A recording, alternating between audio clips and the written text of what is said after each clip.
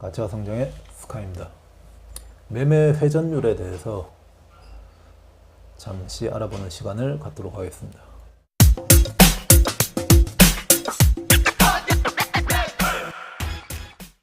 매매 회전율이 높을수록 많이 사고 팔았다는 뜻이고, 매매 회전율이 낮을수록 이제 사고 파는 횟수가 아주 적다는 것을 의미하는데, 이 데이비드 드레먼이라는 분이 이제 역발상 투자로 굉장히 유명하신 분인데, 그분이 이제 매매 회전율에 대해서 연구를 하신 게 있어요.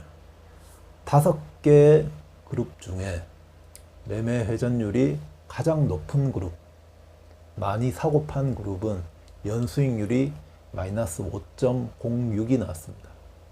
그러면 이제 매매 회전율이 가장 낮은 그룹, 가장 적게 사고 판 그룹은 연수익률이 29.93%, 거의 대략 이제 연 30%의 수익률을 기록했다고 합니다.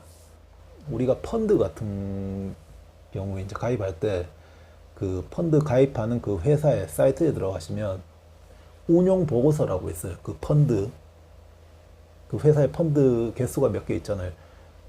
그것마다 이제 운용 보고서가 있는데, 거기에 들어가시면 이제 그 펀드의 매매 회전율에 대해서 나옵니다.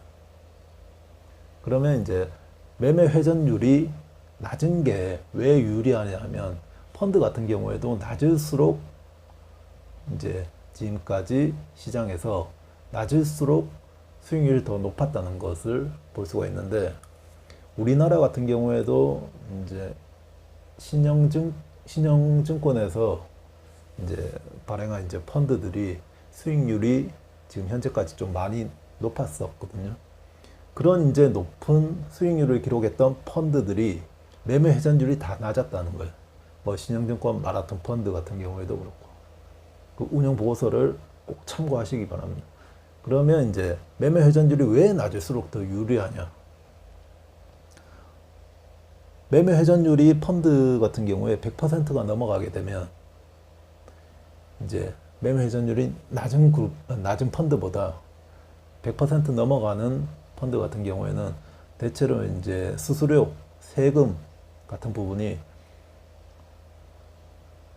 보통 낮은 펀드보다 1%에서 많게는 이제 3%, 4% 정도를 그 수수료나 뭐 세금, 거래세, 그리고 이제 뭐 펀드 같은 경우에도 그 기관에서 손절을 하게 되잖아요. 그럼 손절 비용도 들어가게 되고, 또 배당금도 더 적게 받게 되겠죠.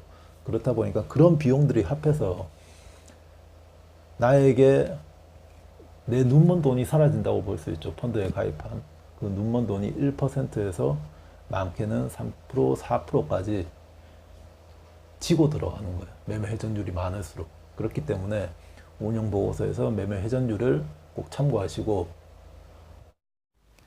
보통 이제 액티브 펀드 10개 가운데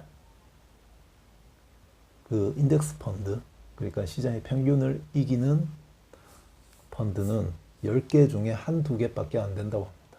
그 이유가 바로 이제 잦은 매매를 많이 하면, 액티브 펀드 같은 경우에는 아무래도 인덱스 펀드보다는 훨씬 더 많이 이제 사고 팔고 할 수밖에 없겠죠. 그렇기 때문에 매매 회전율이 낮은 것이 더 유리하다는 것을, 인덱스 펀드를 고른다면 오히려 인덱스 펀드를 고르는 것이 더 유리하다는 결과가 나올 수 있겠죠. 그리고 이제 내가 직접 주식 투자를 하시는 분들 같은 경우에도 매매 회전율에 좀 신경을 써야 됩니다. 내가 더 많이 사고 팔수록 오히려 이제 거래세, 수수료 이런 부분이 많이 들어가기 때문에 좋은 우량 기업을 하나를 발굴해서, 이제 앙드레 코스톨라니가 말했듯이 우량 기업을 발견을 해서 그 주식에 투자를 한 다음에 수면제를 먹고 많이 자라는, 몇 년 동안 자고 일어나면 환상적인 일이 일어날 것이다, 뭐 이런 얘기를 했잖아요.